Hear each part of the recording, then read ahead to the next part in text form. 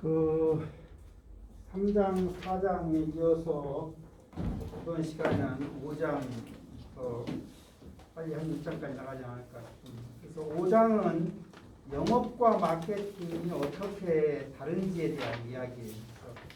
영업과 마케팅의 갈등이나 영업과 마케팅에 대한 통합할 수 있는 방안 이런 걸로 정되어 있습니다. 영업이나 마케팅 모두가 그 고객의 가치를 창출해서 매출액이나 시장 점유율을 올리고 수익률 등과 같은 관련 회사 목표를 달성해야 한다는 측면에서는 목표가 똑같다 하는 얘기가 되겠습니다. 따라서 영업과 마케팅 두 부문 간의 어떤 협력을 잘 할 수 있다고 하면 회사의 경쟁력 강화를 위한 가장 필요 불가결한 요소의 하나인 것은 분명하다. 일반적 영업은 우리가 마케팅 시간에 배웠던 4P 믹스 중에서 주로 프로모션 쪽에 해당이 된다고 볼 수가 있습니다. 일반적으로는 마케팅은 전략 측면이 강하고 영업은 전술이나 기술에 해당한다고 인식하는 경우가 있어 왔다. 우리가 경영 철학의 어떤 역사적인 흐름을 보면 과거에 처음에는 생산 지향적인 시대였고 이것 좀 지나서 판매 지향적인 시대로 또 마케팅 지향적인 시대로 바뀌어 가고 있는 것이 사실이다. 그래서 위에 나와 있는 그림이 그 판매 지향적 경영 철학이기 때문에 목표는 판매를 통해서 이익을 실현하는 것이 판매 지향적 경영 철학이라고 한다고 하면 마케팅 지향적 경영 철학은 목표가 고객 만족을 통해서 이익을 실현하기 위해서 결국은 마케팅 지향적인 경영 철학에서는 통합적인 마케팅을 구사한다는 점이 달라. 영업에 대한 일반인들의 인식을 보면 뿌리 깊은 산업공상의 인식이다. 그래서 그 조선시대에 그 선비가 가장 위의 계층이고 두 번째가 농사를 짓는 사람, 세 번째는 공업에 종사하는 사람, 마지막에 장사하는 사람. 그래서 이 장사하는 사람이 가장 그 낮은 수준이라고 이렇게 뿌리 깊게 산업공상이라고 하는 인식이 있었던 것이 사실이다. 영업이라고 하는 것을 많은 사람들이 불안전한 직업이라고 생각하고 있고 또 다른 사람한테 강요를 해서 무슨 뭘 팔려고 하는 강매 또는 허위 광고 등과 관련된 인식을 많이 가졌던 것이 사실이다. 그래서 한국에서 영업직이 부정적 이미지를 갖게 된 몇 가지 이유가 있는데 그 중에 가장 큰 이유는 고정관념이다 하는 얘기가 되겠습니다. 많은 기업에서 영업은 매출과 이윤을 창출하는 주력 부서의 의상인 반면에 마케팅은 대부분의 영업을 갖다가 서포트하는 지원하는 역할을 수행한다고 사람들이 알고 있습니다. 그런데 앞에서도 얘기했듯이 인력의 어떤 수를 비교해 보면 영업이 마케팅을 압도하는 경우가 많았었다. 그래서 중간에 보면 삼성전자의 경우에 영업 인력은 2만 명이지만 마케팅 인력은 약 200명 정도에 불과하다고 하는 숫자만 보더라도 우리가 영업 인력이 훨씬 더 많다는 사실을 알 수 있는 것이다. 기업 조직 구조에서 영업과 마케팅을 보면 기업 전체 조직 구조에서 영업 조직을 어떻게 위치를 시킬 거냐가 매우 중요하다. 다시 말하면 영업과 마케팅을 한 부서에 두느냐 영업과 마케팅을 독립적인 부서로 두느냐 이런 거와 관련된 이야기죠. 그래서 회사 전체의 조직 구조에서 영업과 마케팅 간의 관계라고 하는 것은 회사나 제품의 특성에 따라서 매우 다양한 형태를 취한다고 볼 수가 있다. 예를 들어서 중소기업이라고 하면 영업부서만 존재하고 대개 마케팅 부서가 존재하지 않는 경우가 대부분이다. 호텔이나 제약회사나 은행 같은 경우는 영업부서와 마케팅 부서가 동일한 조직에 속해 있는 경우에 해당이 된다고 볼 수가 있고 세 번째는 영업과 마케팅이 서로 독립적인 부서로 존재하는 경우도 있을 수 있는데 그런 경우에 어떤 갈등 가능성이 있을 수 있겠다. 그러면 영업과 마케팅이 왜 갈등이 발생하느냐 그 갈등의 원인을 보면 영업이라고 하는 것은 고객과의 직접적인 접촉을 통해서 제품이나 서비스를 판매하지만 마케팅은 어떤 마케팅 전략 또는 마케팅 믹스 전략의 수립 등을 통한 판매 기반 또는 지원 이런 걸 구성하는 부분이 마케팅이기 때문이다. 그 갈등의 원인 중에서 업무 수행 형태에서 차이가 있는데 주로 이제 회사 안에서 근무하는 걸 내근이라고 하고 밖을 돌아다니면서 근무하는 걸 외근이라고 하는데 마케팅하는 사람들은 내근이 많고 영업을 하는 사람들은 외근이 많다는 사실이다. 그리고 마케팅하는 사람들은 항상 데이터를 가지고 뭐 하기 때문에 자료중심적이라고 하면 영업을 하는 사람들은 고객을 접촉해서 커뮤니케이션을 통해서 뭘 하려고 하기 때문에 고객 접촉 중심이라고 할 수가 있습니다.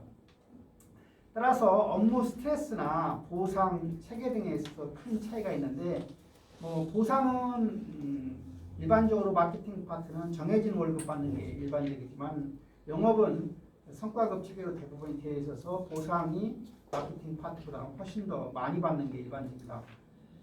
구성원들의 특성 차이를 보면 무슨 대학원을 나오거나 학력이 높으면 주로 마케팅 일을 하지만 그냥 대학을 나왔거나 그냥 고등학교를 나왔거나 하면 대부분 영업을 하는 경우가 많다.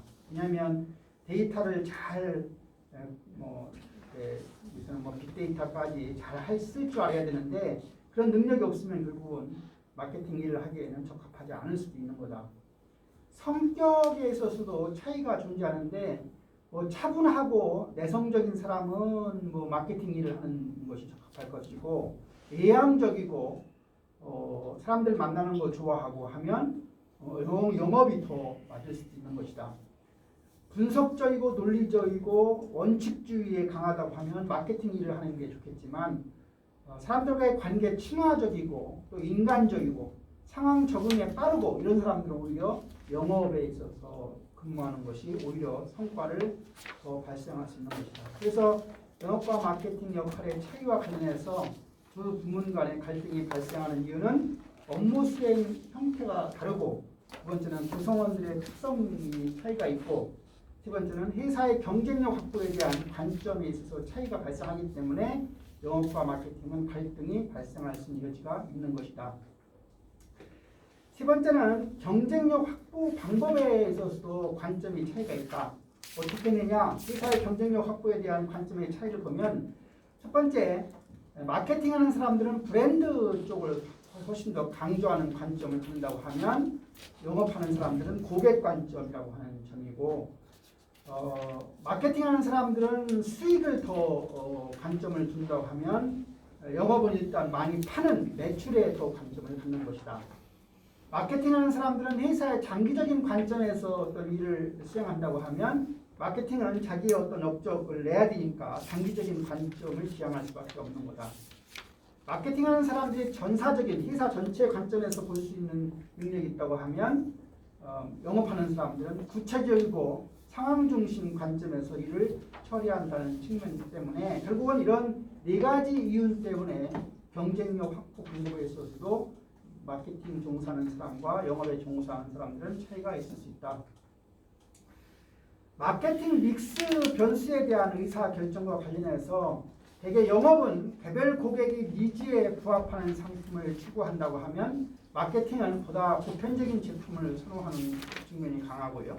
영업은 경쟁력 있는 가격을 원하지만 마케팅은 수익성과 브랜드 이미지를 더 중시하는 경향이 있고 영업은 다양한 판매 촉진을 원하지만 마케팅은 수익성이 더 중요하고 프로모션 전략을 보더라도 영업은 주로 밀어가는 강요하는 푸시하는 전략을 중시하지만 마케팅은 풀 전략을 중시한다는 측면이다.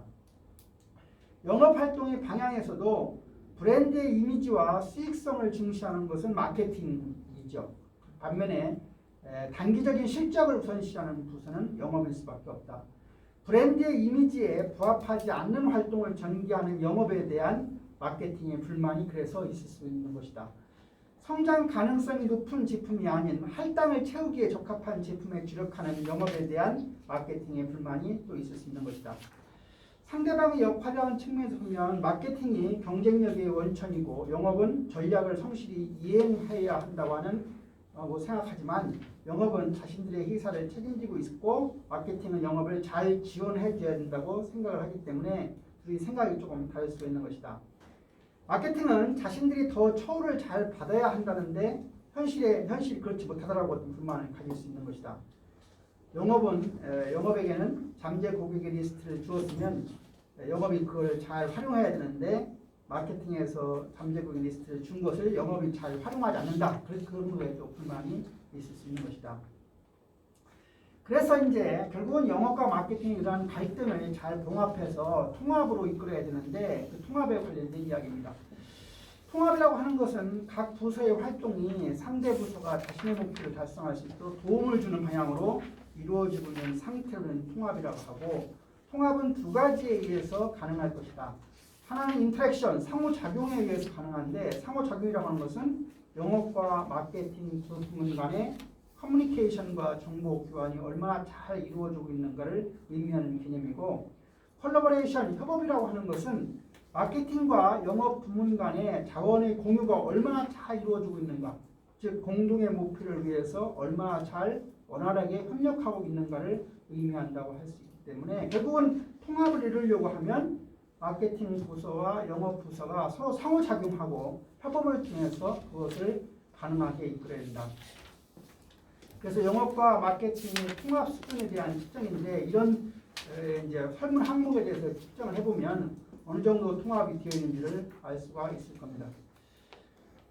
영업과 마케팅이 결국 이제 통합을 해야 된다고 하면 어떻게 통합을 할 것인가? 두 가지 차원에서 커뮤니케이션을 활성화하는 방안에서는 합동 회의체를 구성한다거나 마케팅 전략을 공동 수립한다거나 순환 근무제를 한다거나 키 퍼포먼스 인덱스라고 하는 핵심 성과 지표를 공유한다거나 교육 훈련 프로그램을 공유한다거나 정보 시스템을 도입하는 것 등의 커뮤니케이션 활성화 방안과 통합에 적합한 조직 구조를 구축하는 것도 통합 방안인데, 마케팅과 영업을 한 사람이 담당하는 총괄 부서장제를 도입한다거나 영업 및 마케팅 통합팀을 구성한다거나 커뮤니케이터 제도를 운용한다거나 필드 마케팅 부서를 구성하는 등등의 조직 구조의 구축 방안이다. 그래서 하나하나 살펴보면 첫 번째가 합동 회의체 구성입니다. 그래서 요새 통합적 마케팅 커뮤니케이션이라는 말을 많이 하죠. 인티그레이트 마케팅 커뮤니케이션 IMC라고 하는 걸 구현을 위해서 그 두 부서 영업과 마케팅이 같이 참여하는 회의체를 활성화한다. 그러니까 회의체를 만들 때 합동 회의체라고 해서 영업 부서에서도 오고 마케팅 부서에서 와서 하나로 구성을 해서 하게 되면 서로 거기서 커뮤니케이션이 이루어지기 때문에 어느 정도의 갈등 같은 것들이 없앨 수 있다.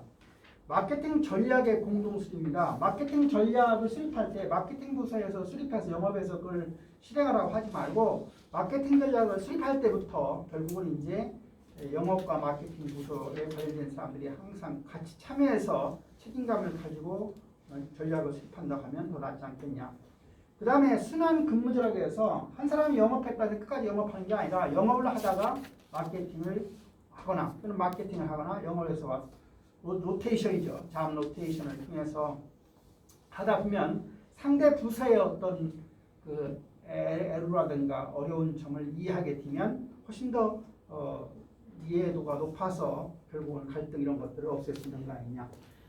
네 번째는 KPI라고 해서 키 퍼포먼스 인덱스 핵심 성과 지표죠. 그래서 이러한 핵심 성과 지표를 공유를 해서 소속된 부서에서 근무하면서 상대 부서의 직원과 적극적으로 커뮤니케이션 하도록 만들기 위해서 한 제도적 장치 중에 하나가 KPI가 되겠습니다.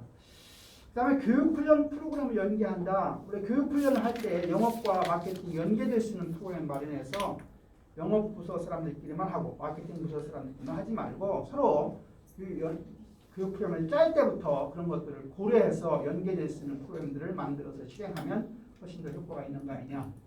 정보 시스템을 도입할 때 마케팅이 제품 정보나 최신 홍보 자료나 경제사 정보나 잠재 고객 정보 등을 제공해서 영업 지원을 좀 할 수 있도록 잘 도와주고, 또 영업은 고객 정보나 시장 정보나 경제사 정보 등을 제공해서 마케팅에서 전략 같은 거 수립할 때 더 질 좋은 전략을 수립할 수 있도록 또 도움을 주는 교육청이냐.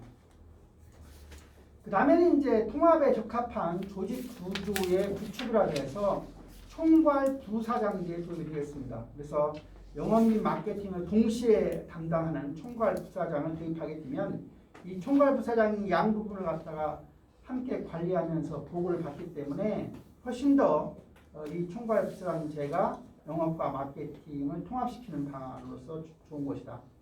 또 영업과 마케팅 통합팀을 구성해 본다거나 이제 부사장제가 안 되면 또는 커뮤니케이터 제도를 운용해 본다거나 그럼 필드에서 마케팅 부서를 구성할 때 이런 것들을 잘 적절하게 팀으로 만들어서 하게 되면 훨씬 더 판매 촉진, 잠재 고객 확보 등에 유리하게 활용할 수 있다.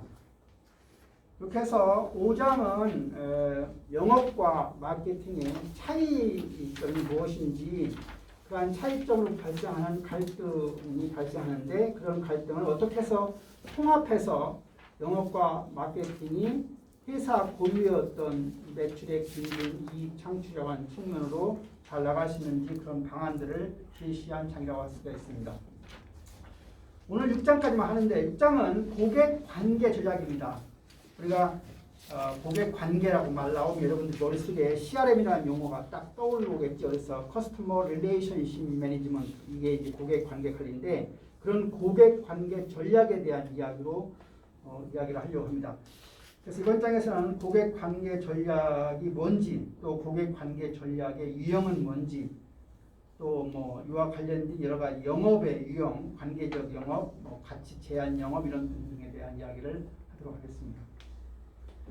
고객 관계 전략 우리가 어카운트도 고객이죠. 그래서 커스터머 릴레이션십 스트래티지 또는 어카운트 릴레이션십 스트래티지라고 하는데 고객 관계 전략이라고 하는 것은 회사가 고객과 관계 맺기를 원하는 유형입니다.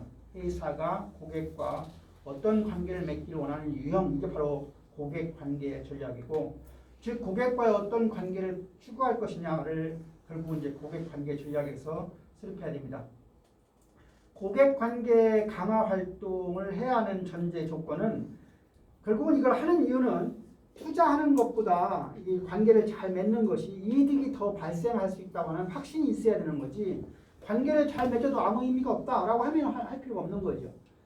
고객이 공급업체와 밀접한 관계를 형성하기를 원한다. 아까 그 유튜브에서도 나왔지만 이제 어떤 일이 끝나고 나서 뭐 커피 쿠폰을 보내고 메시지를 보내고 이런 것들이 사실은 알지만 아는 사람은 다 알지만 실제로 실천하는 사람은 없어요. 그래서 아마 여러분들이 아마 아까 유튜브 보고 나서 저 사람이 얘기한 것 중에 그 한두 가지를 실천한다고 하면 여러분들은 성공이라고 하는데 상당히 근접하죠. 우리 졸업생들 중에서도 스승의 날 되면 이디야 커피를 보내는 학생이 하나 있어요. 무척 고맙죠. 몇 장을 나한테 보내주는데 그 학생을 생각하게 하고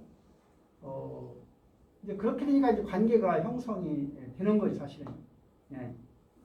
근데 대부분은 제가 30년 가까이 이제 학교에서 있었는데 어떻게 해서 취업을 연결해 줬다거나 등등이 있어도 하는 순간에 거의 끝납니다. 한 번도 연락을 오지 않고 끝까지 딱 한 번 있죠. 예를 들어서 해준 해에 스승의 날 다가오면 스승의 날 축하합니다. 다음에 한 번 찾아뵙겠습니다. 그게 마지막 멘트입니다.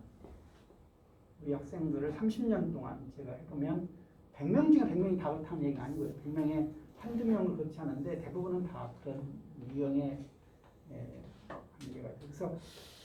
그래서 이제 길게 보면 내가 왜 관계를 맺는 게 더 좋은가? 본인을 위해서 하는 거예요. 본인을 위해서 사실은. 그래서 이제 우리 학과 나와서 뭐 했을 때 어떤 학생은 일을 잘한다, 어떤 학생은 일을 못한다고 하는데 일을 잘한다, 못한다의 차이점은 자료 데이터를 관리하는 것 같아요. 그러니까 엑셀을 잘해서 탁 한 번 얘기하면 그걸 착착착착 해서 할 줄 알면 잘 키웠네.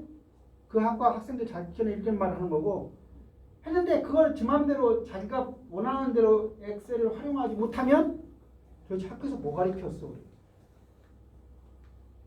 그 여러분들이 이제 지금 한 1년 조금 더 남은 상태인데 정말로 엑셀 하나만큼은 적어도 컴퓨터 활용 능력 1급 정도의 실무 능력, 1급 자격증은 꼭 딸 수도 있고 못 딸 수도 있는데 컴퓨터 활용 능력 1급 정도의 실무 능력을 가지고 가야 밖에 나가서 일하는데 문제가 없어요. 그걸 할 줄 모르면 저 젊은 사람으로서 대대하다 뭐 하고 왔니 이런 얘기해요. 그러니까 업무할 때는 자유롭게 자기가 뭐 데이터 딱 한마디 선배나 윗사람 얘기를 하면 그걸 탁탁탁 알아서 해야 되는데 한 번 가르쳐 주는데 뭐 배웠는데 며칠 있다가 또 물어보면 또 몰라요. 그럼 그다음부터 안 가르쳐 줍니다. 뭐라고 하냐면 내가 너한테 가르쳐 주느니 내가 하지.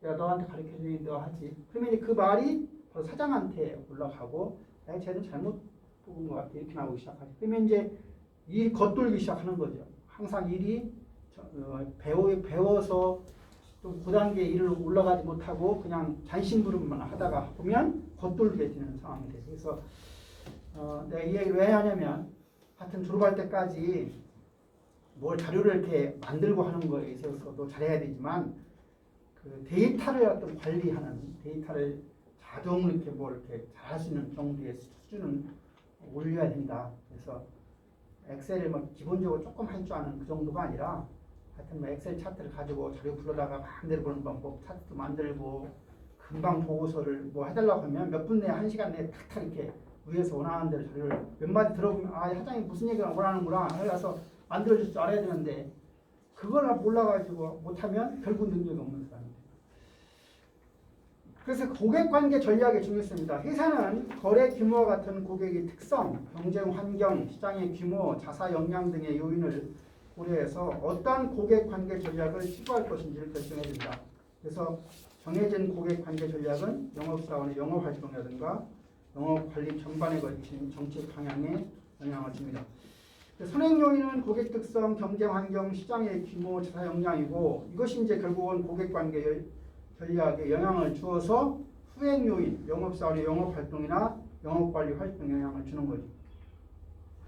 영업의 유형을 보면 뭐 앞에 시간에 잠깐 그런 얘기했지만 거래적 영업과 자문적 영업, 파트너십 영업이 있는 거예요. 그래서 거래적 관계, 단기로 왔다 갔다 하는 그런 영업이 거래적 영업이고 자문적 영업은 이제 관계 영업 중에서 자문적 관계에 기반한 영업이라고 했고 파트너십 영업은 파트너십 관계에 기반한 영업인데 아까 내가 뭐 그 아주 기본적으로 얘기했어요. 자문적 영업은 고객이 가려운 데를 잘 뭐 이렇게 긁어주는 고객이 원하는 걸 해주는 게 자문적인 거고 파트너십 영업은 윈윈으로 영업하는 사람과 고객과의 어떤 윈윈 관계로 관계를 형성해서 서로가 가치를 갖다가 얻으도 하는 에디도 하는 그런 관계를 얘기합니다. 그래서 고객과의 관계의 강도를 보면 거래적 관계가 한 60이라고 하면 이제 100으로 가려고 하면 결국은 자문적 관계로 파트너십 관계로 발전이 돼야 된다. 관계에 대한 시각을 보면 거래적 관계는 단기라고 했어요. 자문적이나 파트너십은 장기가 되는 것이고 상대방에 대한 관심은 거래적 관계는 낮죠. 여러분 뭐 동네에 가서 슈퍼마켓에 가서 물건 살 때 뭐 상대방에 관심 있어요? 지가 알아서 사는 끝나죠. 그러나 이제 보험 계약을 하는 단계가 되면 훨씬 더 그 상대방에 대한 관심이 많아지기 시작하죠. 그런 것처럼 우리가 관계의 본질을 보면 거래적 관계는 협상이라고 하면 파트너십 관계는 협업이라고 할 수가 있는 것이고요. 잠재적 혜택을 보면 거래적 관계는 낮지만 파트너십 관계로 가면 좀 더 높아지는 거다. 그래서 첫 번째가 이제 거래적 관계입니다. 고객의 공급업체의 선별 기준과 관련해서 경쟁업체의 경쟁력 있는 품질과 가격, 거래의 편의성 이런 것들이 있는데 공급업체 영업사원은 고객이 가치를 느낄 수 있는 가격을 제한하고 또한 편리한 방법으로 거래를 할 수 있도록 해줌으로 해서 판매가 실현되는 정도 이게 이제 바로 거래적 관계가 형성이 됩니다. 그래서 거래적 관계에서 영업사원의 이탈에 따른 고객의 어떤 동반 이탈 현상 발생 가능성이 있기 때문에 이런 것들을 염두에 둬야 되고 구매 담당자가 교체에 따라서 공급업체가 변경될 가능성이 있다는 사실을 염두에 둘 필요가 있습니다. 자문적 관계는 고객이 가지고 있는 문제를 해결하거나 고객이 미처 생각하지 못한 새로운 가치를 잘 제공하는 걸 얘기를 해요. 그래서 고객이 가지고 있는 문제나 시장이 제공하고 있는 새로운 기회를 이해하도록 돕는 업무를 수행하는 게 바로 자문적 관계고, 고객이 보다 바람직한 문제 해결의 방안을 찾을 수 있도록 돕는 업무, 자신의 회사에서 고객을 위한 옹호자가 되어서 고객의 니즈에 충족시키는 데 필요한 자원이 적기에 공급될 수 있도록 하는 업무에 해당하는 게 바로 자문적 관계가 되겠습니다. 자문적 영업 실행을 위해서는 상당한 정도의 지식이나 기술 자질이 요구된다. 그래서 자기네 회사 제품 파는 거에 대한 자사 제품이나 서비스에 대한 상당한 지식이나 기술이 있어야 되고, 또 고객사의 어떤 소속 산업에 대한 전반적인 이해도 할 수 있어야 되고, 고객사의 경쟁사에 대해서도 좀 알고 있어야 되겠다. 자문적 관계가 형성이 되는 원인을 보면 두 가지가 있는데, 공급업체 측면에서 형성 원인은 영업활동의 효율성 제고라는 측면에서, 고객사 측면에서의 형성 원인은 자사 문제의 다양화나 복잡화한 측면에서 원인이 있을 수 있다. 마지막 세 번째입니다. 파트너십 관계입니다. 파트너십 관계라고 하는 것은 자문적 관계와 같이 장기적인 관점에서 고객의 문제를 해결하고 가치를 창출하는 관계라고 아까 얘기를 했습니다. 그래서 이제 기술 영업사원이 고객사의 어떤 생산부서나 R&D 부서에 근무하는 경우가 있어요. 예를 들어서 뭐 병원 같은 경우에 아주 고가의 의료 장비를 병원에다가 팔게 되면 그 고가의 뭐 의료 장비를 판 그 기술 영업사원이 거기에 상당 기간 동안 참여해서 그 의료 장비를 갖다가 이제 구동하는 방식, 운용하는 방식에 대해서 알려주거나 오랫동안 상주하는 그런 거에 해당이 됩니다. 파트너십 관계의 특성은 공급업체와 고객사의 관계가 매우 장기적이라고 하는 사실이고, 파트너십 공급업체로 선정되기까지의 시간도 많이 걸리고 과정도 까다롭지만 이게 금액도 크고 장기적으로 가기 때문에 사실은 이 파트너십 관계에서 얻은 어떤 그 영업의 결과가 훨씬 더 많은 회사 참 도움에 되는다고 볼 수가 있는 거죠. 공급업체에서 파트너십 관계의 고객사 선정 기준을 보면 첫 번째는 많은 매출과 수익을 가져다 주는 경우에 관심이 있겠죠. 당연히. 그다음에 전략적 파트너십에 대한 의지를 가지고 있을 만큼 충분한 혁신적일 때 관심을 가질 것이고요. 그래서 이러한 파트너십 관계라고 하는 것은 아까 콜라보레이션이라고 하는 협업이나 또는 협력이라고 하는 코퍼레이션 이 두 가지 개념들을 각 대표하는 개념으로 되어 있습니다. 그 다음에 똑같이 나오는 개념 중에 하나가 공정관계선이라고 하는 선이 있어요. 이거 보면은 이 직선이 이렇게 오른쪽 올라가죠. 근데 이 수평축이 고객사에 대한 투자고 저 수직축이 공급업체에 대한 투자예요. 그래서 이 거래적 관계가 이제 이 고객사에 대한 투자로 이어지고, 이어서 이 공급업체에 대한 투자가 이루어지면, 그러니까 고객사에 대한 투자도 이루어지고 공급업체에 대한 투자가 이루어지면 이 거래적 관계가 자문적 관계로 발전할 수 있다.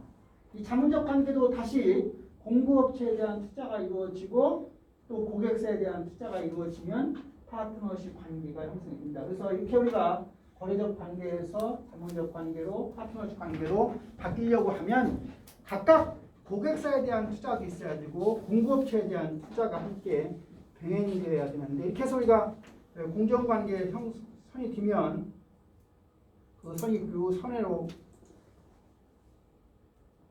어떤 관계가 이렇게 형성되는 거, 이런 것들 우리가 공급 전략 이런 식으로 가는 게 우리가 공정거래 선이란 말, 공정관계 선이란 말을 씁니다.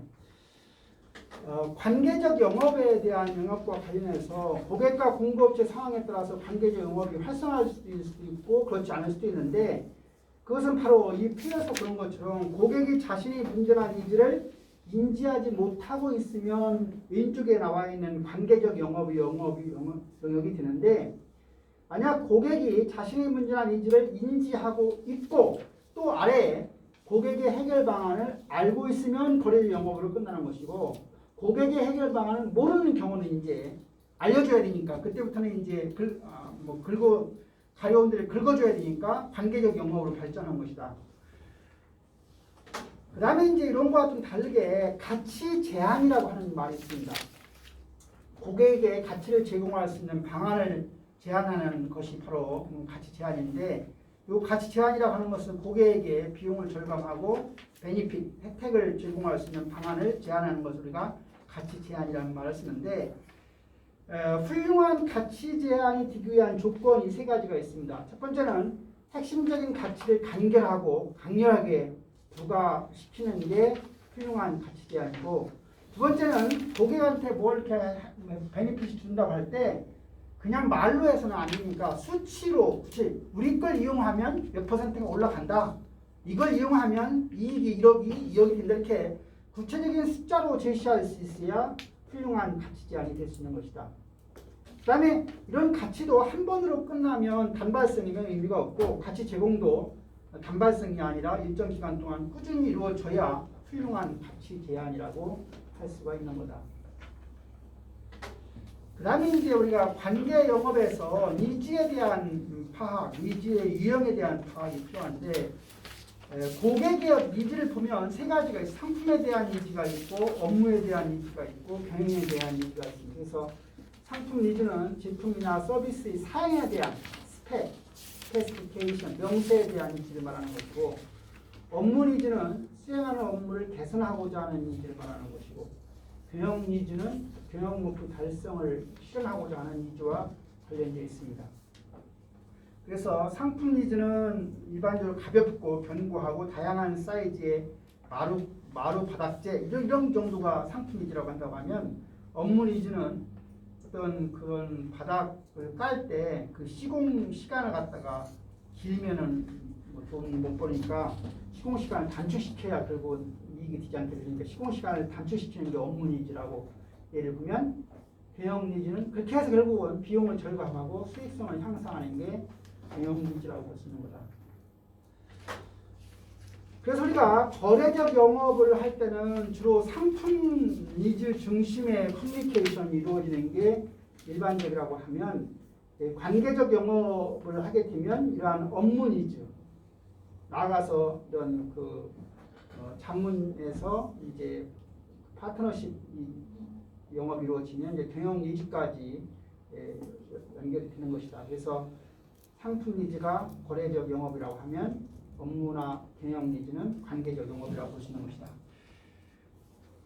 그래서 우리가 니즈를 위로 올라가는 게 상위 니즈니까 상위 니즈 파악을 하게 되면 어떤 이점이 있을까? 능동적으로 고객 니즈를 해결할 수 있는 구체적인 방안을 제시함으로 해서 영업 성공 확률을 높일 수 있고 고객과의 공고한 관계 구축에 기회를 것이다. 그러니까 여기 빨간 표시 되어 있는 대로 우리가 상대방의 상위 니즈를 잘 파악해야 되는 이유는 영업 성공 확률을 높이고 고객과의 공고한 관계 구축에 기회를 갖기 위해서 상위 니즈 파악이 필요하다. 그렇게 해서 고객의 보다 다양한 제안을 함으로 해서 우리가 계약 수주의 규모를 대폭 확대시키는 거다.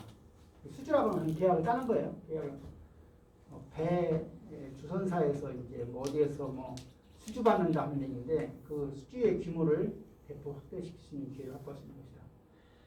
그리고 지금 그림 7-10에 니즈 파악을 위한 영업기회 창출 예로 해서 아까 얘기했던 그 마루 바닥재 이걸 가지고 지금 니즈의 수준들을 설명하고 있죠. B2C 분야에서의 관계적 영업의 특징과 혜택입니다. B2B에서와 달리 고객과 영업사원의 관계가 고객사와 공급사의 관계라는 공식적인 관계보다는 일반적으로 고객과 영업사원 간의 개인적인 친분에 의존하는 경향이 크다는 사실. 두 번째는 B2C 분야에서는 감성적인 요인을 어떻게 활용할 것인가가 매우 중요하다. 그러니까 고객 마지막 최종 소비자를 대상할 때는 이런 감성적인 요인이 중요하다는 얘기죠. 관계적 영업을 했을 때 혜택, 베니핏은 뭐냐? 장기적인 관계 형성을 통해서 핵심 서비스 이외에도 추가적으로 얻을 수 있는 혜택이 얼마든지 있다. 또 기능적 관계는 사회적 관계 구축을 위한 전제 조건이 될 수 있다. 그래서 기능적 혜택의 기반에 대한 기능적 관계에서 사회적 혜택 기반의 사회적 관계로 발전시키고 나아가서 관계적 영업에 대한 실현이 중요하겠다는 얘기가 되겠습니다. 이렇게 해서 6장까지 마치고 나머지 시간은 아까 보던 것으로 보도록 하겠습니다. 일어나.